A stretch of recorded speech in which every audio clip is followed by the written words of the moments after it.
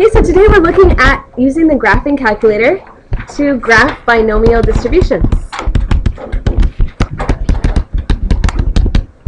So we're just going to start with a simple example. Let's say that you have a coin and you toss it 12 times.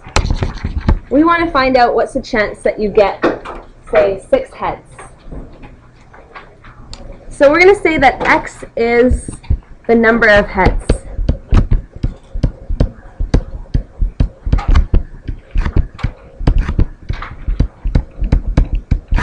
And technically, I should be using a capital X there. X is the random variable that gives us the number of heads. So the probability that x equals any number is what? Yeah, I changed that to a big X because it's really a random variable. And the random variable is saying, how many heads do I see in 12 flips of the coin? Okay, so there's 13 possibilities. You can have x equals 0, that means no heads. Or x equals 1, that means we get 1 head in 12 flips. Probably not going to happen. The most likely is 6. Most of the time we're going to see 6 heads. So in general, we can write a formula for the number of heads that we see.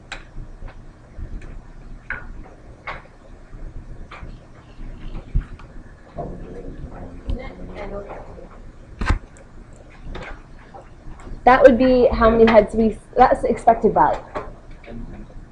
But that's the expected value. So the expected value of heads is n times p, which would be 6 heads.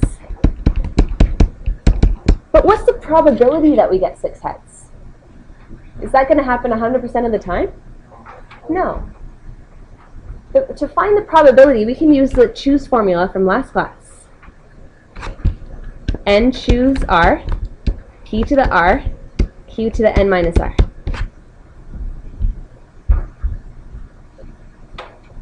Okay. Where n is the number of times that we flip the coin. So n is 12. What is r? Number of heads that you get. So we just want to keep this general. So what's the probability that we get x heads? We'll just use x instead of r. That's the chance that we see x heads. So if you're calculating p of x equals 6, you just put the number 6 there. Okay, there's many numbers that we could put in. Okay, we'll just keep it general. The probability of getting heads is 1/2, and we want to get heads x times. The probability that we don't get heads is 1/2, and we want to get those, I don't know, depends on what x is. 12 minus x. If x is 2, then we want this one to be 10. If x is 3, we want the opposite number to be the number of tails. Now we can graph these probabilities on the graphing calculator. So pull out your graphing calculators.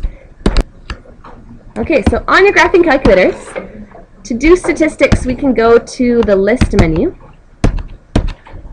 Stats. And we want to edit the list. Now in this list, we want to type all the possibilities of the number of heads that we could get. 0 heads, 1 head, all the way up to 12 heads.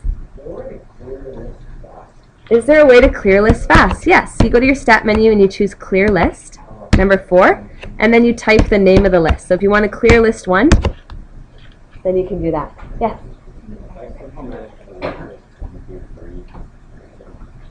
No. If you accidentally deleted a list, you can't get it back. No, I mean like. Oh. Yes, I do. I can show you that afterwards. It's kind of annoying to type the numbers 0, 1, 2, 3 all the way to 12, especially if there's like 100 possibilities. So if you want to fill a list quickly, what you can do is you can go to your catalog, second 0. You can choose sequence, which is down in the S section. So second 0 takes you to the catalog. If you push the button that has an S above it, which is the LN button, then it takes you down to the S section, and you can go until you find sequence. small sequence, the sequence that has a bracket after it. Press enter, and then this is written on your page as well, right here. So you'll type in x, comma, x, comma, start value of 0, comma, end value of 12, comma, go up by 1 each time. And then if you push the store button, this store button is really useful. You can store that as list number 1. The store button is right above on. Wait, how do you get that arrow? That's the store button. So the store button is the arrow. Where's List 1 is second stacked. Where is store? Store is right above the on button. Right beside the 1. I'm circling it right on the calculator there. Enter. And then when you go to your edit stats, now I've gotten the numbers from 1 to 12 written in there, from 0 to 12, without having to actually type it all in. Enter. I don't have L1, so should I do this? Yeah, if you don't have L1 on yours, you can do the same thing for L2 or L3. I could show you later how to get L1 back again. Yeah. How do you get to the column list? Stats, edit. Oh wow, okay. Right, thanks. Now, in the second column, L2, we want to write the probabilities.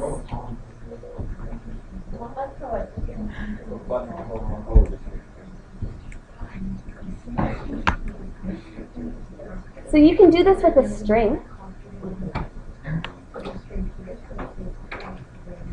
There's 2 ways to do this. You can use your alpha button, alpha, and then the quotations right above the plus sign. And you can type in this equation right here in quotations. So, first thing that you do is you go up to L2. So you highlight the L2, hit enter, and then we're going to do quotations. So green button, plus sign, and then we're going to type in this formula here with the choose. So 12, math menu to get the choose.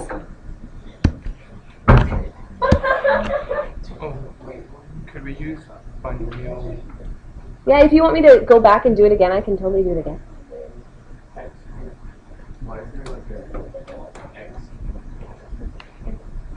It's a quotation mark.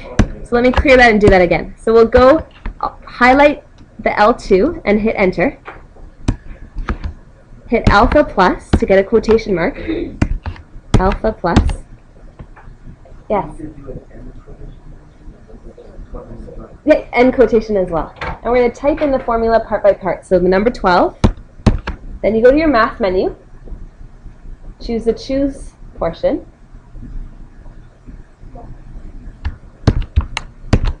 So go left to probability. Number 3 for choose. And then list 1. So in your list menu, you'll choose list number 1. Because list 1, this column, represents the x values.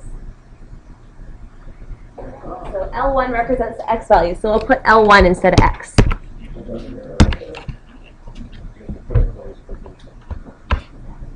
Okay, then I'm going to times that by 1/2 to the power of x. So 1/2 to the power x is my L1 value. So list 1. And then times 1/2 to the power of 12 minus L1. So I'm typing in the whole formula.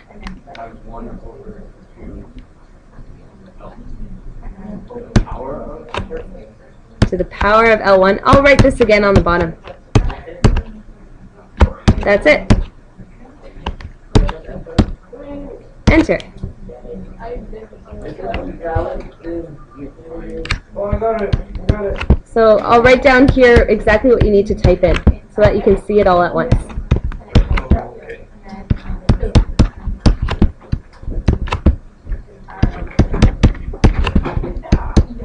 Oh wait, we have to end the quotation. Right? And the quotations. Oh, it did for me. Oh, that's weird.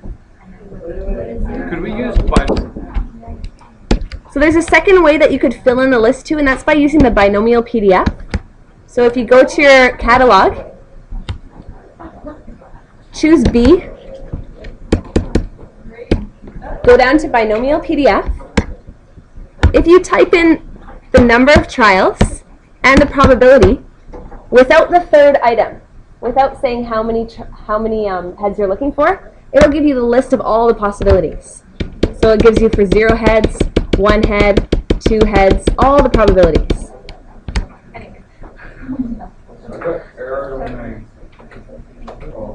And then what you do is you take that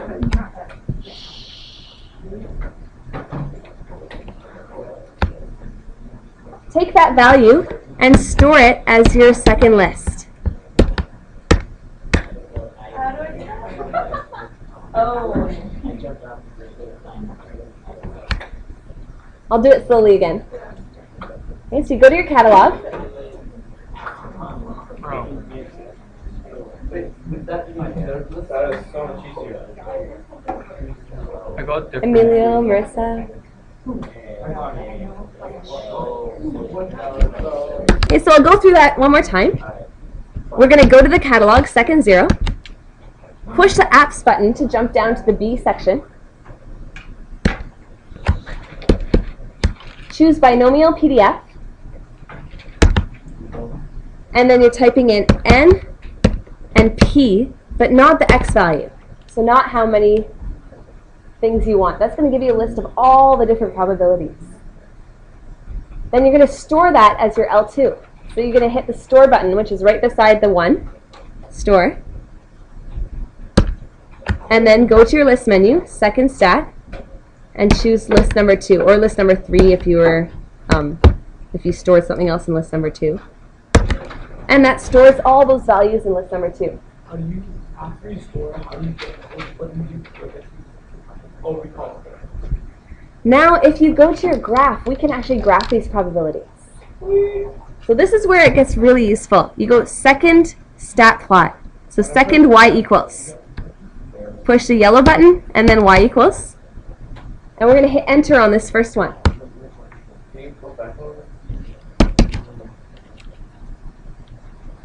Okay, so hit your yellow button, y equals, hit enter on plot number 1.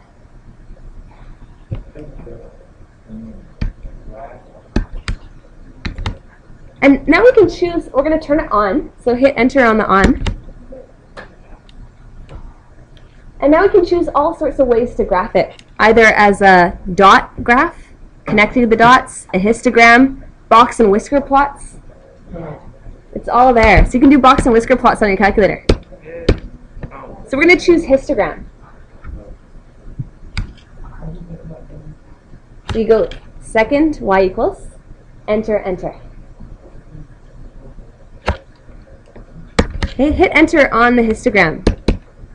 And if you wanted to get to box whisker, you just have to keep going right. You can't actually go down to it. Going down doesn't get you there. So if you want to get to box whisker, you just go right to get down to there. Okay, and then for your X list, you're going to choose L1. And for your frequency, you're going to put L2. So that'll graph the 0 to 12 as X, and it'll graph all the probabilities as Y. X list is where you have the 0 to 12, and frequency is where you have the probabilities. So we need to choose the right window for this graph. So for the X coordinates, we want to go from like 0 to 12. So if you hit your window, we'll go from 0 to 12, go up by 1s. And for the Y, we're going to go from 0 to, I don't know, 0.5, the highest probability, 50%. And we'll scale that by 0.1 or something. This is in your window.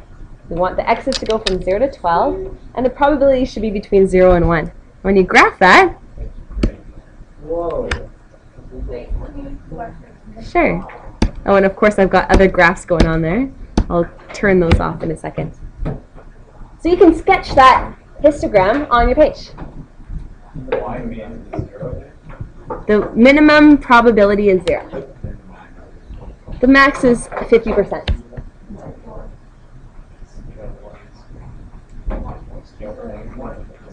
Yeah, it's going up by 0.1, 0.1, 0.2, 0.3, 0.4, 0.5. Now if you look at your graph, you can take the trace button and you can trace the probabilities. So the min tells you the number of heads. So if you had 4 heads, the chance of that is 12%. The chance of 5 heads is 19%. The chance of getting 6 heads in 12 rows, the expected value is going to be the highest bar.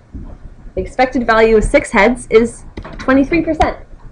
So you can see all the probabilities. If you wanted to find what's the chance of getting more than 6 heads, you just add up all the heights of all the bars. Trace enter. Just trace and then go side to side. Use the left and the right. So you can see the chance of getting like all 12 heads is almost nothing. It's 2.4 times 10 to the negative 4. Really small.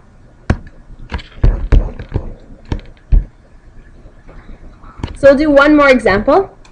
We'll graph the chance of getting a heart a certain number of times.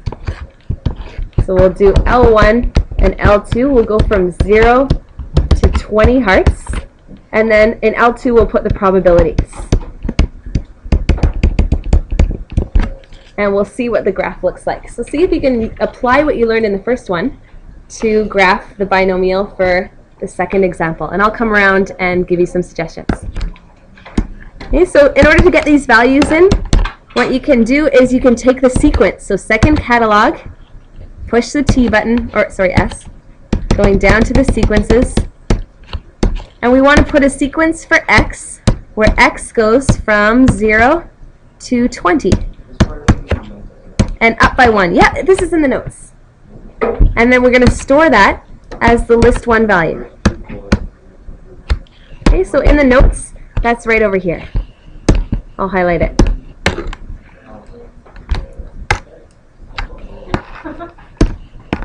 Okay, we're taking that and storing it as list 1.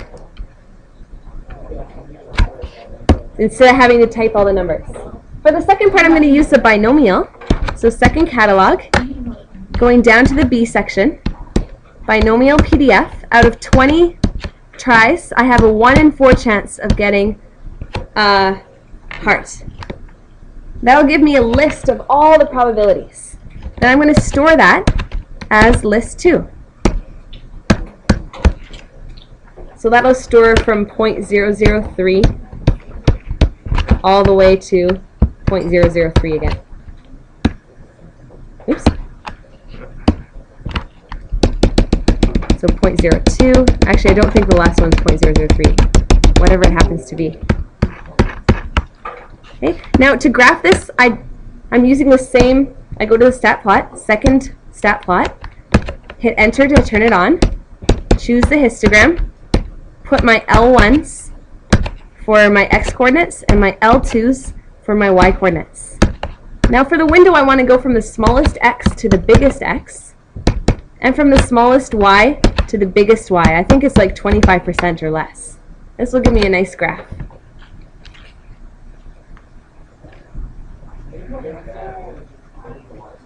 The window, I went up to 0.25 because the largest probability is actually not very big. It's actually less than 25% chance that you're going to get 5 hearts.